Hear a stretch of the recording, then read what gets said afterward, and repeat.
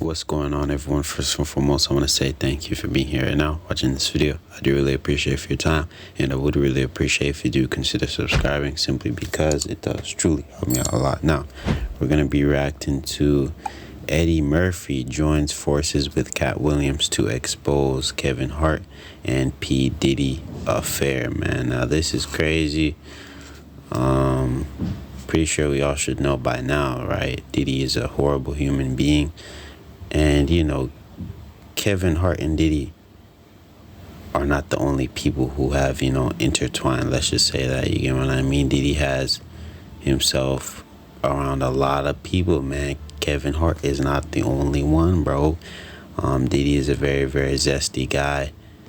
And he does a lot of zesty stuff with a lot of celebrities. So Kevin Hart is definitely not the only one, man. But I guess we have Eddie Murphy and Katt Williams exposing Kevin Hart affair or something with Diddy. You get what I mean? But overall, not gonna do too much yapping. Just gonna let the video play, see what it's talking about. Then I'll share the rest of my opinion, see what I have to say at the end of the video. It brings me to this thing that happened not too long ago where Kevin Hart broke your stand-up box office record. What record did he break? He said he broke some record of your box office sales for stand-up. I don't know. What did he break? I don't know what he broke. I know, but Raw is still the #1 box office concert movie in history, so I don't know what records nobody broke, Kevin. Yeah, I broke Eddie's record. I ain't been on stage in 27 years. They still trying to break my records. God bless y'all.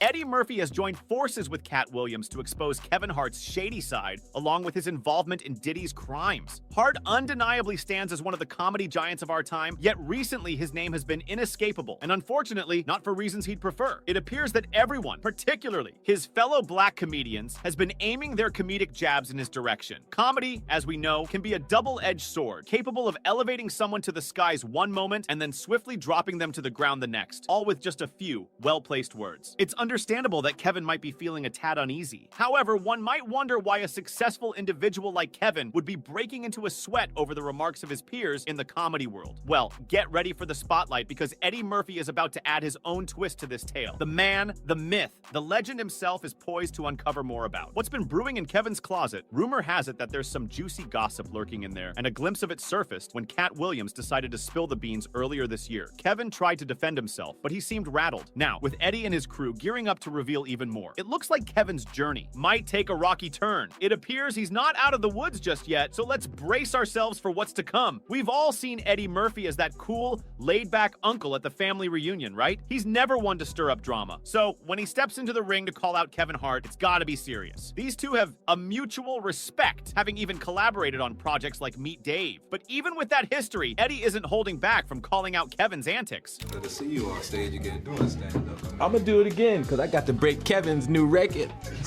I got to get back on the stage, because this new record that Kevin got, I got to have it back, Kevin. You ain't keeping this record, whatever one it is. I got to have it back, baby.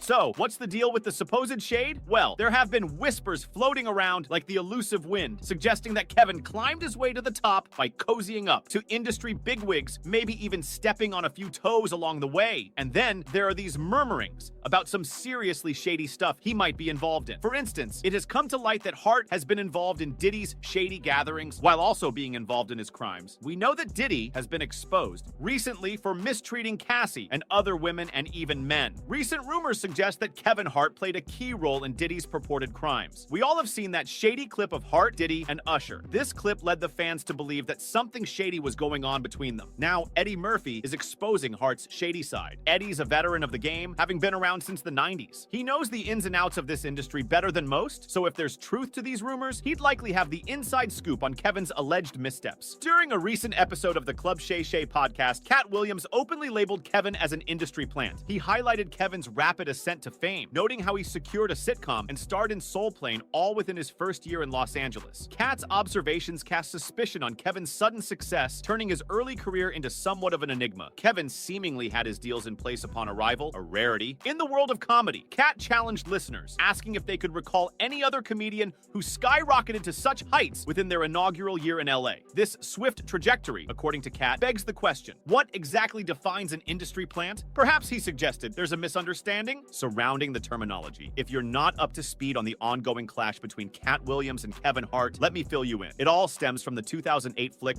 Fool's Gold. Williams was slated to star, but due to legal troubles, he had to bow out, opening the door for Hart to step in and snag the lead role. Rumor has it, that's where the friction between them began to simmer. Williams didn't mince words, expressing concern about allowing people who aren't entirely honest to craft their own narratives unchecked. In 15 years in Hollywood, no one in Hollywood has a memory of going to a sold-out Kevin Hart show, there being a line for him ever getting a standing ovation at any comedy club.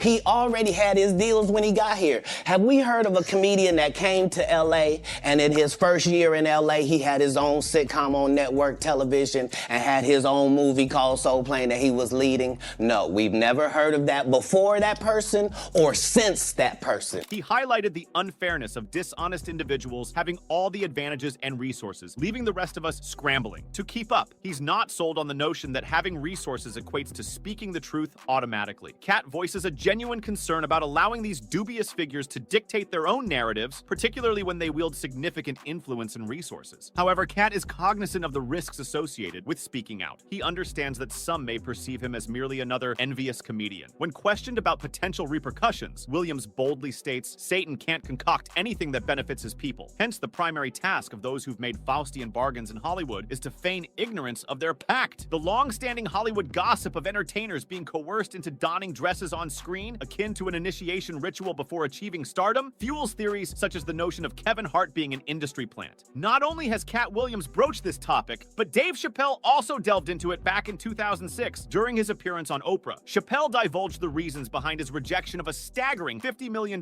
deal from Comedy Central, emphasizing that his motives transcended mere financial gain. Aware of the strings attached to big bucks, Chappelle, a veteran of the entertainment industry since his early teens, shared anecdotes about the darker side of show business. He referenced instances like Mariah Carey's lucrative deal, followed by her sudden portrayal as crazy, or Martin Lawrence's ascent to fame preceding a bizarre public episode involving a gun and claims of imminent danger. These cautionary tales had Chappelle wary, illustrating that such incidents often coincided with pivotal points in an individual's career trajectory. Dave expressed feeling coerced into creating comedic sketches that didn't uplift him, but rather subjected him to ridicule. It seemed as though they wanted him to sacrifice his dignity for a paycheck. One memorable incident involved being asked to don a dress for a scene in a movie he was filming with Martin Lawrence. Upon entering the trailer and spotting the dress, he quickly realized it wasn't what he had in mind. It turned out the dress was intended for a scene where Martin's character disguises him. Dave firmly refused, asserting that such a gimmick wasn't discussed beforehand. Despite pressure from various quarters, writers, directors, and producers who insisted it would be uproariously funny, Dave held firm. He maintained that his humor didn't require resorting to such stereotypes. Eventually, they devised an alternative scene, sans the dress. As Dave reflected on the incident, he couldn't help but marvel at the speed with which they concocted a new scenario.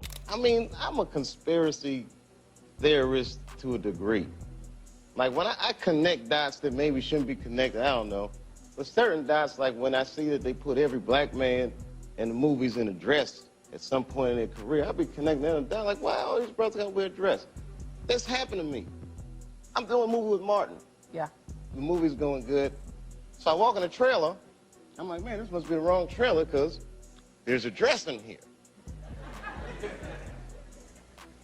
They come in, the writer comes in, I think he's the writer, he's like, Dave, listen, we got this hilarious scene where Martin's sneaking out of jail, so he disguises you as a prostitute. And he put this dress on, and what? A prostitute? Nah, I'm not doing that. I don't feel comfortable with that.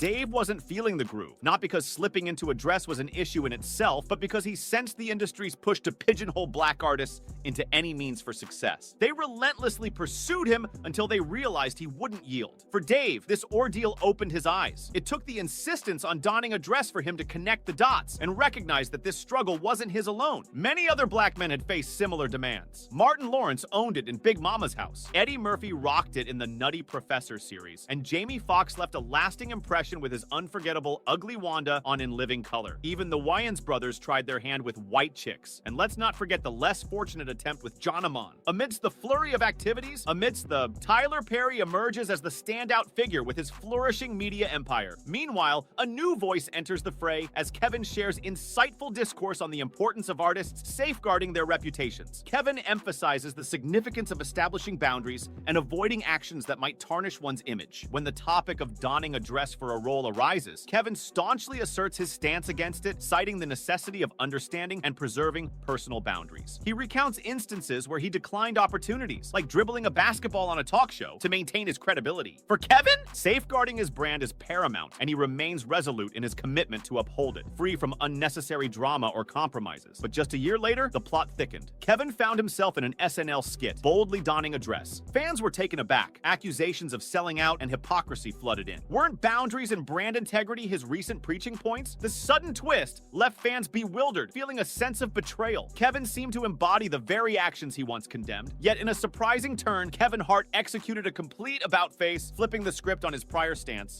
The new pope is 9-year-old Oscar nominee, Kevin Wallace. Wow.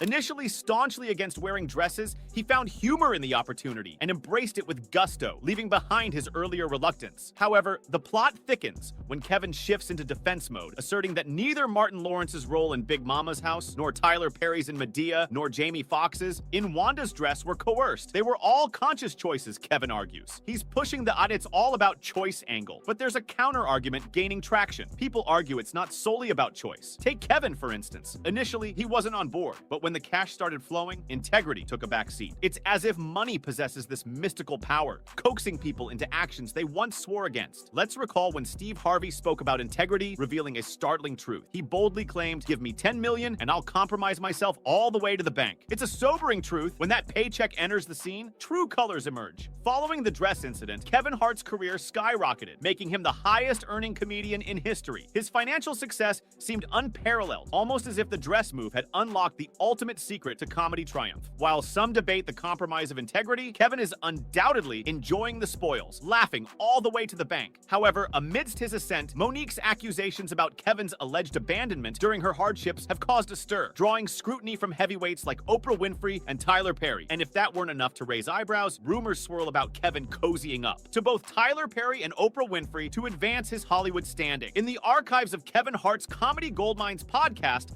lies a gem from 2021 featuring the incomparable Monique. They delved into the depths of Monique's journey in comedy, from her humble beginnings to her current standing in the industry. For those unacquainted, Monique's ongoing rift with Oprah Winfrey and Tyler Perry simmered beneath the surface, promising intrigue ahead. Kevin Hart. Now, you know when Katt Williams said keepers? Yeah. Kevin Hart, I do his podcast. Yes. And I want y'all to re-listen to the podcast so you can hear it for yourself. When he first comes on, he says, "You're like my mother, you're like my aunt, you're like my sister." Okay? Then we do the podcast. We speak about the Tyler Perry situation. Oprah Winfrey, he said, "I don't really know Oprah, but I'm gonna reach out to Tyler." I appreciate that.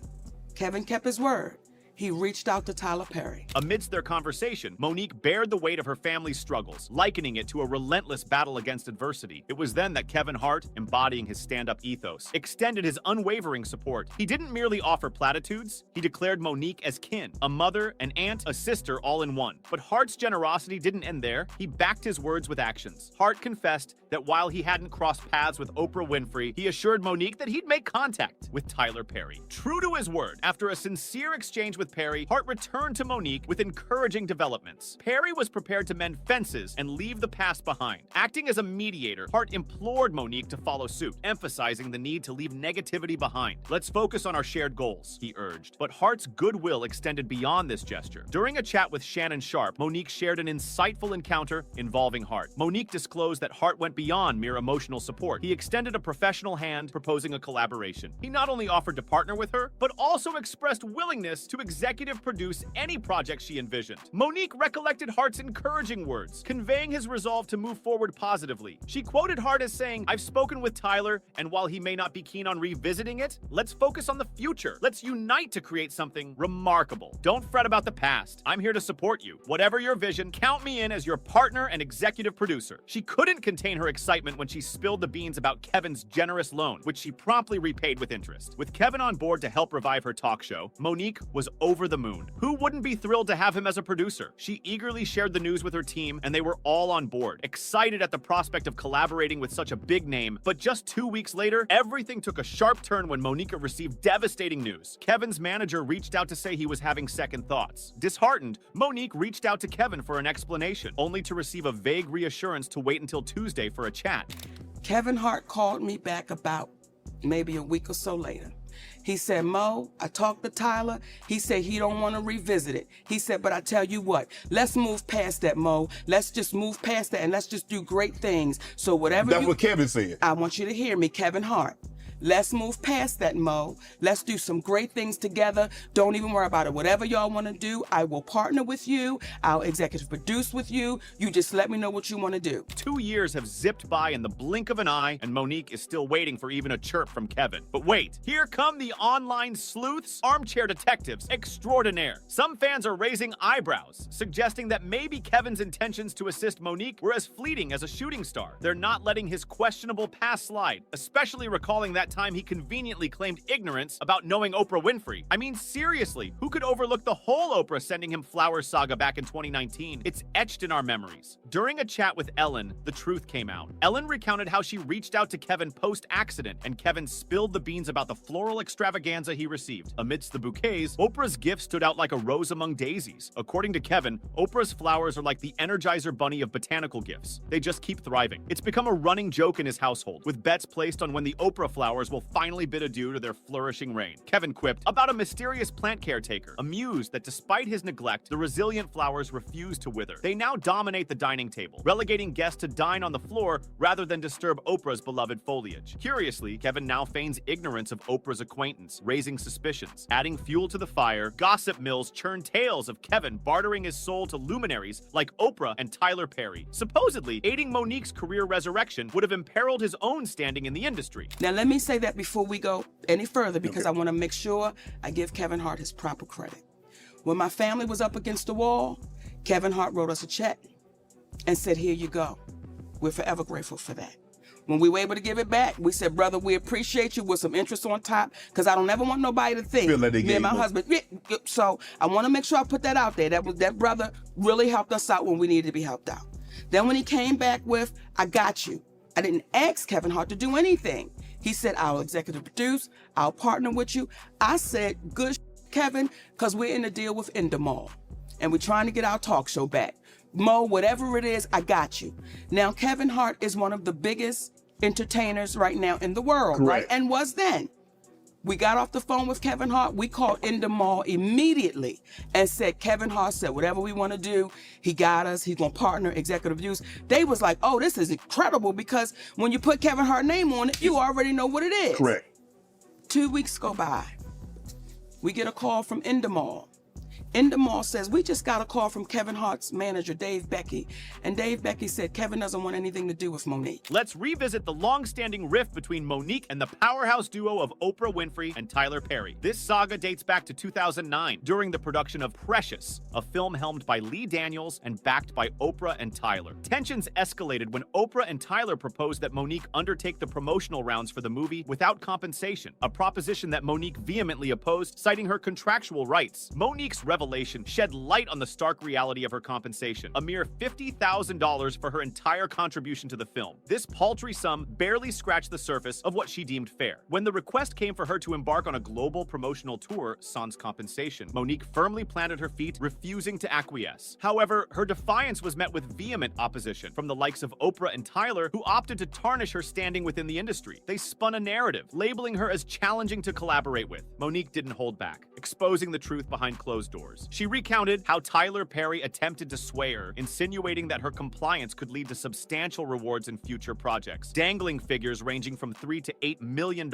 But Monique, undeterred, confronted the discrepancy head-on. Where are they paying those salaries for black women? She demanded to know. She made it clear to Tyler that she couldn't afford to work for free, having fulfilled her obligations to the project. Their clash of principles continued unabated. Tyler asserted his stance on not giving away money freely, while Monique staunchly defended her belief in fair compensation for her labor. It was a testament to the misalignment of values, with Monique unwavering in her resolve. Monique revealed an intriguing tale, suggesting Tyler Perry allegedly intervened in her acting opportunities. It all unfolded post her refusal to jet off to France for the Cannes Film Festival, linked to promoting Precious. Initially, the studio proposed she fly to France, but Monique, juggling her commitments as a talk show host, comedian, and family woman, politely declined. Despite attempts to entice her with a better hotel room, she and her husband stood firm, prioritizing family time. She expressed her stance to Oprah, highlighting her packed schedule and the value of her downtime. Despite a mutual disagreement, she was suddenly labeled difficult and hard to work with. When pressed further about her France trip, her husband bluntly inquired about compensation, only to be informed that no funds were allocated for promotional trips. Monique recently shared the details of her compensation for her role in Precious, stating that she received only $50,000. However, her decision to take the role wasn't solely about the money. She was motivated by her friendship with the filmmakers. When pressed by an interviewer who implied financial necessity, suggesting she needed the money for her family and bills, Monique challenged this notion, highlighting societal expectations. She explained that while she couldn't work for free, the studio's refusal to cover her Cannes appearance led to misconceptions. What started as a simple request morphed into portrayals of Monique as demanding and difficult. The reality was a misunderstanding, but the fallout led to unnecessary drama and labeling. When the storm clouds gathered over Kevin's head, it wasn't just raindrops falling, but a deluge of rumors accusing him of infidelity. The whispers spoke of a betrayal against his former flame, Torrey Hart, by seeking solace in the arms of his current spouse, Eniku Hart. Torrey and Kevin's love story met its demise in 2011, 8 years deep into their marital journey. Torrey, the bearer of the divorce decree, unveiled Kevin's indiscretions, catching him crimson-handed in the throes of infidelity with multiple companions. And this wasn't a mere one-off slip. Tales spun a yarn suggesting Eniku, now Kevin's wife, might have been one of those clandestine figures during his union with Torrey. In a raw, emotional narrative, Torrey revealed her aspirations of a dynamic duo with Kevin, only to find her dreams shattered by the stark reality of their divorce. Anguish brewed not only from her staunch disbelief in the concept of divorce, but also from the relentless reminders of Kevin's presence, plastered across billboards and gracing the glitz of Hollywood events. Here's the twist. Torrey wasn't just Kevin's wife. She was the secret force behind the scenes, crafting witty jokes for his movies and stand-up gigs. But here's the kicker. Kevin never acknowledged her comedic brilliance. To add salt to the wound, rumors swirled that he splurged the earnings from her jokes on his mistresses. Even after Kevin's infidelity rocked their marriage, he shamelessly joked about it on stage. Imagine being the one who stood by him through thick and thin, only to be ridiculed in front of a live audience. Looks like things might be taking a turn for the worse for Kevin. Torrey, his ex-wife, is hitting the road on tour with none other than Katt Williams. Considering the animosity between Kevin and Katt, this news has tongues wagging and eyebrows raised. Torrey took to Instagram to spill the beans, sharing a photo of herself and Katt, announcing her involvement in his ongoing Dark Matter tour. Adding fuel to the fire, her post included a snippet from the infamous Viral Club Shay interview where Katt didn't hold back, taking jabs at Kevin and others. In a recent interview, when probed about Torrey joining Katt on tour, Kevin attempted to maintain composure and respond maturely. Yet, despite his efforts, a subtle irritation seemed to emanate from him. While Kevin has previously dismissed rumors with ease, it's probable that they've left a mark on public perception, despite his attempts to brush them off. Make sure to check out some of our other videos on this. But yeah, man, that is the end of the video. Let me know what you guys think, man. But my opinion on this whole situation, this is a lot of information in one video. But at the end of the day, man, Katt Williams, Jamie Foxx, and Perry all put on that dress, man. So let me know what y'all think, man. Do y'all think Kevin Hart is a sellout, or do y'all think, nah, he's clean, bro? Because overall, me personally, I'm pretty sure I saw him on footage at like a Diddy party or something as well. You get what I mean?